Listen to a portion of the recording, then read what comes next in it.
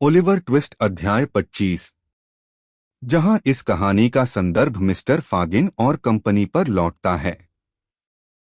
जब ये घटनाएं देश के काम के घर में चल रही थीं, मिस्टर फागिन पुराने अड्डे में बैठे थे, वही जगह जहां ओलिवर को लड़की द्वारा हटा दिया गया था, एक सुस्त धुएं वाली आग के सामने गहरे विचार में डूबे हुए।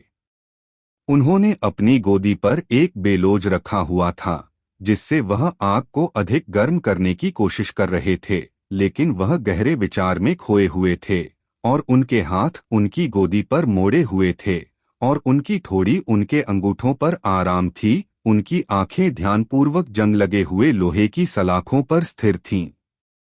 उनके पीछे एक मेज पर आर्टफुल डॉजेर, मास्टर चार्ल्स बेट्स और मिस्टर चिटलिंग बैठे थे। सभी व्हिस्ट के खेल में लगे हुए थे। आर्टफुल डॉजेर मास्टर बेट्स और मिस्टर चिटलिंग के खिलाफ डमी के रूप में खेल रहा था। पहले नामित सज्जन का चेहरा, जो हमेशा बौद्धिक था, खेल पर उनकी गहरी निगरानी और मिस्टर चिटलिंग के हाथ की बारीकी से समीक्षा से और भी अधिक रुचिकर हो गया, जिस पर वह समय समय पर गंभीर निगाहें डालते थे। अपने स्वयं के खेल को पड़ोसी के कार्डों पर अपनी निगाहों के परिणाम के अनुसार ठीक से नियंत्रित करते थे। एक ठंडी रात होने के कारण डॉजेर ने अपने हैट को पहना हुआ था, जैसा कि अक्सर वह अंदर भी करता था।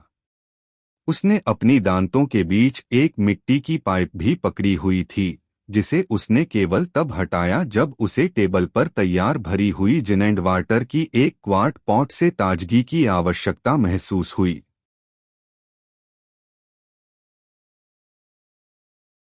मास्टर बेट्स भी खेल पर ध्यान दे रहे थे, लेकिन उनकी अपनी कुशल मित्र से अधिक उत्तेजक स्वभाव के कारण यह देखा जा सकता था कि वह अधिक बार जिन एंड वाटर का सेवन कर रहे थे और इसके अलावा बहुत सारी मजेदार बातें और अप्रासंगिक टिप्पणियां कर रहे थे, जो एक वैज्ञानिक रबर के लिए पूरी तरह से अनुचित थीं। वास्तव में आर्टफुल ने उनकी करीबी दोस्ती का हवाला देते हुए कई बार अपने साथी से इन अव्यवस्थितियों पर गंभीरता से विचार किया। सभी आपत्तियों को मास्टर बेट्स ने बहुत अच्छे तरीके से लिया, केवल अपने दोस्त से यह अनुरोध किया कि वह फूंक जाए या अपने सिर को एक बोरी में डाल दे या किसी अन्य तरह की मजेदार बात कहे, जिसका आनंद मिस्टर चिटलिंग ने बहुत प्रशंसा के साथ लिया। यह उल्लेखनीय था कि बाद वाला सज्जन और उसका साथी हमेशा हार जाते थे, और यह तथ्य मास्टर बेट्स को गुस्सा देने के बजाय उन्हें उच्चतम आनंद की भावना प्रदान करता था, क्योंकि वह हर डील के अंत में जोर से हंसते थे और घोषणा करते थे कि उन्होंने अपनी पूरी जिंदगी में इतना मजेदार खेल कभी नहीं देखा। यह 2 डबल और रबर है, मिस्टर चिटलिंग ने बहुत लंबा चेहरा बनाते हुए कहा, जबकि उन्होंने अपनी वेस्टकोट की जेब से आधा सिक्का निकाला। मैंने कभी ऐसा आदमी नहीं देखा, जैक, तुम सब कुछ जीत जाते हो। यहाँ तक कि जब हमारे पास अच्छे कार्ड होते हैं तो चार्ली और मैं उनका कुछ भी नहीं बना पाते। या तो इस टिप्पणी का मामला या तरीका, जो बहुत ही उदासीन था, ने चार्ली बेट्स को इतना हंसी में डाल दिया कि उसकी हंसी ने यहूदी को उसकी गहरी सोच से बाहर निकाला और पूछा कि क्या हुआ है। हुआ क्या, फागिन, चार्ली ने चिल्लाया। काश तुम खेल को देखते। टॉमी चिटलिंग ने एक भी पॉइंट नहीं जीता और मैंने उसके साथ आर्टफुल और डमी के खिलाफ जोड़ी बनाई। आह आह, यहूदी ने हंसते हुए कहा, जो यह स्पष्ट रूप से प्रदर्शित करता था कि वह कारण को समझने में कोई दिक्कत नहीं महसूस कर रहा था। फिर से प्रयास करो, टॉम, फिर से प्रयास करो। मेरे लिए अब और नहीं, धन्यवाद, फागिन, मिस्टर चिटलिंग ने जवाब दिया, मैंने काफी हो गया है। उस डॉजेर को इतनी किस्मत मिलती है कि उसके खिलाफ खड़ा होना असंभव है। हाँ हाँ, मेरे प्यारे, यहूदी ने उत्तर दिया, तुम्हें डॉजेर के खिलाफ जीतने के लिए बहुत सुबह उठना पड़ेगा। सुबह, चार्ली बेट्स ने कहा, तुम्हें रात भर अपने जूते पहनने होंगे और एक एक आंख में एक टेलीस्कोप और कंधों के बीच एक ओपेरा ग्लास रखना होगा, अगर तुम उसे हराना चाहते हो। मिस्टर डॉकिंस ने इन सुंदर टिप्पणियों को बहुत ही दार्शनिकता के साथ लिया और किसी भी सज्जन को 1 शिलिंग पर पहले पिक्चर कार्ड के लिए चुनौती दी। किसी ने चुनौती स्वीकार नहीं की और उसकी पाइप इस समय तक पूरी तरह से खत्म हो गई थी। उसने टेबल पर चौक के टुकड़े से न्यूगेट का ग्राउंड प्लान बनाने में व्यस्त हो गया, जबकि वह खास तीव्रता के साथ गाना गा रहा था। तुम कितने प्यारे बोरिंग हो, टॉमी डॉजेर ने एक लंबे सन्नाटे के बाद रुकते हुए कहा और मिस्टर चिटलिंग को संबोधित किया। तुम्हारे बारे में तुम्हें क्या लगता है, फागिन? मुझे कैसे पता, मेरे प्यारे, यहूदी ने जवाब दिया जब वह बेलोच चला रहा था। शायद उसकी हार के बारे में या जिस छोटे से रिटायरमेंट में वह अभी अभी गया है उसके बारे में। हाँ हाँ हाँ, क्या यही है मेरे प्यारे? कभी नहीं, डॉजेर ने जवाब दिया जब मिस्टर चिटलिंग उत्तर देने ही वाले थे। तुम क्या कहते हो, चार्ली? मैं कहूंगा, मास्टर बेट्स ने हंसते हुए कहा, कि वह बेत्सी पर बहुत प्यारा है। देखो कैसे वह लाल हो रहा है। ओह मेरी आंख! यहाँ एक मजेदार मामला है। टॉमी चिटलिंग प्यार में है। ओह फागिन फागिन, क्या धमाल है।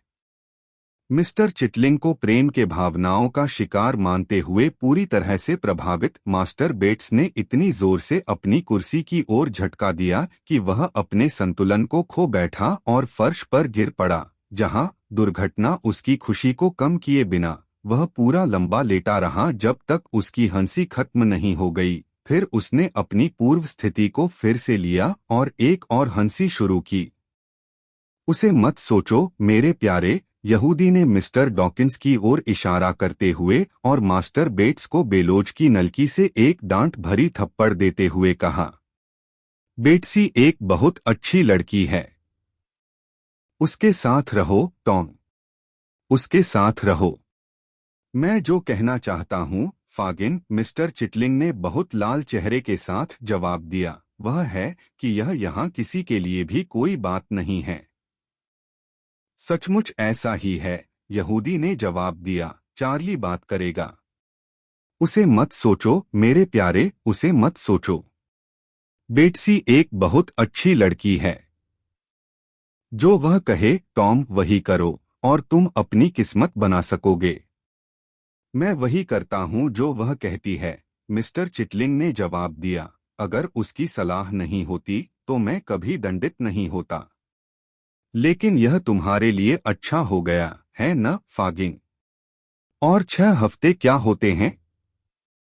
यह कभी न कभी तो आना ही था, और क्यों न सर्दी के समय में, जब तुम बाहर चलने का मन नहीं करता है न, फागिन? हाँ बिल्कुल मेरे प्यारे, यहूदी ने जवाब दिया। तुम फिर से इसकी परवाह नहीं करोगे, टॉम, क्या? डॉजेर ने चार्ली और यहूदी की ओर इशारा करते हुए पूछा। अगर बेट सही हो। मेरा मतलब है कि मैं परवाह नहीं करूंगा, टॉम ने गुस्से में जवाब दिया। वहां देखो। आह! कौन इतना कहेगा, मुझे जानना है न, फागिन? कोई नहीं मेरे प्यारे, यहूदी ने जवाब दिया। कोई भी नहीं, टॉम। मैं नहीं जानता कि कोई भी तुम्हारे अलावा ऐसा करेगा, कोई भी नहीं मेरे प्यारे। मैं छुटकारा पा सकता था अगर मैंने उसकी शिकायत की होती, क्या नहीं, फागिन? गरीब अधेड़ मूर्ख ने गुस्से में कहा। एक शब्द से सब हो जाता, क्या नहीं, फागिन? बिल्कुल हो जाता मेरे प्यारे, यहूदी ने जवाब दिया। लेकिन मैंने इसे नहीं उजागर किया, क्या मैंने, फागिन? टॉम ने एक के बाद एक सवाल करते हुए पूछा। नहीं नहीं, बिल्कुल, यहूदी ने जवाब दिया। तुम इसके लिए बहुत साहसी थे। बहुत ही साहसी मेरे प्यारे। शायद मैं था, टॉम ने जवाब दिया, चारों ओर देखता हुआ। और अगर मैं था तो उसमें हंसने की क्या बात है न, फागिन? यहूदी ने देखा कि मिस्टर चिटलिंग काफी उत्तेजित हो गए हैं और उन्हें आश्वस्त करने के लिए जल्दी से कहा कि कोई हंसी नहीं उड़ा रहा है, और कंपनी की गंभीरता साबित करने के लिए मास्टर बेट्स, मुख्य अपराधी, की ओर देखा। लेकिन दुर्भाग्यवश चार्ली ने जब जवाब देने के लिए मुंह खोला कि वह अपनी जिंदगी में कभी गंभीर नहीं था, तो एक इतनी जोरदार हंसी छूट गई कि गुस्साए मिस्टर चिटलिंग ने बिना किसी औपचारिकता के कमरे के पार दौड़ते हुए अपराधी को एक मुक्का मारा जो पीछा करने में कुशल था। ने उस मुक्के से बचने के लिए झुकते हुए ऐसा समय चुना कि यह हंसते हुए पुराने सज्जन के छाती पर लगा और उसे दीवार की ओर धकेल दिया, जहां वह सांस लेने के लिए खड़ा था, जबकि मिस्टर चिटलिंग ने बड़ी ही दहशत में देखा। सुनो, डॉजेर ने इस क्षण पर कहा। मैंने टिंकलर को सुना। लाइट उठाते हुए वह चुपचाप ऊपर चला गया। घंटी फिर से बजाई गई, थोड़ी इम्पेशियंस के साथ, जब पार्टी अंधेरे में थी। थोड़ी देर बाद डॉजेर फिर से प्रकट हुआ और रहस्यमय तरीके से फागिन से फुसफुसाया। क्या? यहूदी ने चिल्लाया। अकेला? डॉजेर ने सहमति में सिर हिलाया और मोमबत्ती की लौ को अपने हाथ से ढकते हुए चार्ली बेट्स को एक चुपके इशारे से यह समझाया कि उसे अभी मजाक नहीं करना चाहिए। इस दोस्ताना सेवा को पूरा करने के बाद उसने यहूदी के चेहरे पर नजर डाली और उसकी दिशानिर्देश की प्रतीक्षा की। पुराने आदमी ने अपने पीले अंगूठे चबाए और कुछ क्षणों के लिए सोचा। उसका चेहरा उत्तेजना से कांप रहा था, जैसे वह कुछ डर रहा हो और सबसे बुरा जानने से डर रहा हो। अंत में उसने सिर उठाया। वह कहाँ है? उसने पूछा। डॉजेर ने ऊपर की ओर इशारा किया और बाहर जाने का इशारा किया। हाँ, यहूदी ने मूक पूछताछ का उत्तर देते हुए कहा। उसे नीचे लाओ। चुप रहो। शांति चार्ली। धीरे टॉम। धीरे धीरे। चार्ली बेट्स और उसके हाल के प्रतिद्वंदी को यह संक्षिप्त निर्देश धीरे धीरे और तुरंत मान लिया गया। जब डॉजेर ने सीढ़ियों से उतरते हुए हाथ में लाइट पकड़ी हुई थी और उसके पीछे एक आदमी था जो मोटे कपड़े की ड्रेस पहने हुए था, जिसने कमरे का जल्दी से चक्कर लगाकर अपनी निचली चेहरे की हिस्से को ढकने वाला बड़ा कपड़ा हटा दिया और प्रकट हुआ, थका हुआ, गंदा और बिना शेव किया हुआ फ्लैश टोबी क्रैकेट के चेहरे के साथ। कैसे हो फागी? इस सज्जन ने यहूदी को नॉड करते हुए कहा। इस शॉल को मेरे कैस्टर में डाल दो डॉजेर, ताकि मुझे पता रहे कि जब मैं जाऊं तो इसे कहां पाऊं। यही सही समय है। तुम अब एक शानदार युवा चोर बनोगे। इन शब्दों के साथ उसने अपनी ड्रेस को ऊपर खींचा और उसे अपनी कमर के चारों ओर लपेटते हुए आग के पास एक कुर्सी खींची और अपने पैरों को चिमनी के ऊपर रख दिया।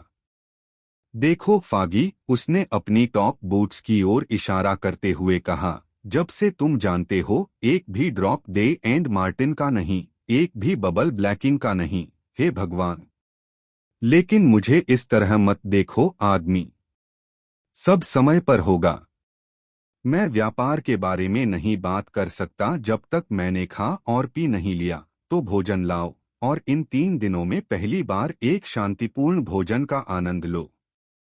यहूदी ने डॉजेर को इशारा किया कि जो भी खाने का सामान है उसे मेज पर रख दे और घर के चोर के सामने बैठकर उसकी आराम की प्रतीक्षा की। लगता था कि टोबी बातचीत शुरू करने में कोई जल्दी नहीं दिखा रहे थे। पहले यहूदी ने धैर्यपूर्वक उनके चेहरे की स्थिति को देखा, जैसे उनके चेहरे की अभिव्यक्ति से कुछ सुराग प्राप्त करने की कोशिश की, लेकिन व्यर्थ। वह थके हुए और चिढ़े हुए दिखते थे, लेकिन उनके चेहरे पर वही संतुष्ट मुद्रा थी जो हमेशा रहती थी, और गंदगी, दाढ़ी और मूछों के बावजूद फ्लैश टोबी क्रैकेट का आत्मसंतुष्ट मुस्कान अभी भी साफ दिखाई दे रहा था। फिर यहूदी ने बेचैनी में हर कौर को ध्यान से देखा, कमरे में चहलकदमी करते हुए, उत्तेजना में। सब व्यर्थ। टोबी ने पूरी तरह से अनदेखा करते हुए खाना जारी रखा जब तक वह और नहीं खा सके। फिर डॉजेर को बाहर भेजकर उसने दरवाजा बंद किया, एक गिलास शराब और पानी मिलाया और बातचीत के लिए तैयार हो गया। पहले और सबसे पहले फागी, टोबी ने कहा। हाँ हाँ, यहूदी ने कहा अपनी कुर्सी खींचते हुए। मिस्टर क्रैकेट ने शराब और पानी का एक घूंट लिया और यह घोषणा की कि जिन बहुत अच्छा था। फिर अपनी बूट्स को कम पंखे पर रखकर, जिससे वे उसकी आंखों के स्तर पर आ जाएं, उन्होंने धीरे धीरे फिर से शुरू किया। पहले और सबसे पहले, फागी घर के चोर ने कहा, बिल कैसे हैं? क्या? यहूदी ने चिल्लाया, अपने स्थान से कूदते हुए। अरे तुम यह नहीं कह रहे हो, टोबी ने शुरू किया, पाला हुआ कहना। यहूदी ने जमीन पर गुस्से से ठोकर मारते हुए कहा, वे कहाँ हैं? साइक्स और लड़का, वे कहाँ हैं? वे कहाँ छुपे हैं? वे यहां क्यों नहीं आए? वह चोराकांड फेल हो गया, टोबी ने कमजोर आवाज में कहा। मुझे पता है, यहूदी ने जवाब दिया, अपनी जेब से एक अखबार निकालते हुए और उसे दिखाते हुए। और क्या? उन्होंने गोली चलाई और लड़के को चोट लग गई। हम उसे हमारे बीच में लेकर खेतों के पार भागे, सीधे जैसे कौआ उड़ता है, खाइयों और कंटीली झाड़ियों के माध्यम से। उन्होंने पीछा किया। भगवान! पूरा देश जाग गया था और कुत्ते हमारे पीछे थे। लड़का, बिल ने उसे अपनी पीठ पर लाद लिया और हवा की तरह भागा। हमने उसे हमारे बीच में लेने के लिए रुका, उसका सिर झुका हुआ था और वह ठंडा था। वे हमारे करीब थे, हर आदमी अपने लिए और फांसी से बचने के लिए। हम अलग हो गए और छोटे को एक खाई में छोड़ दिया। जिंदा या मरे, यही सब मैं जानता हूं। यहूदी ने और सुनना बंद कर दिया और एक जोरदार चीख मारते हुए और अपने बालों में हाथ डालते हुए कमरे और घर से बाहर दौड़ पड़ा।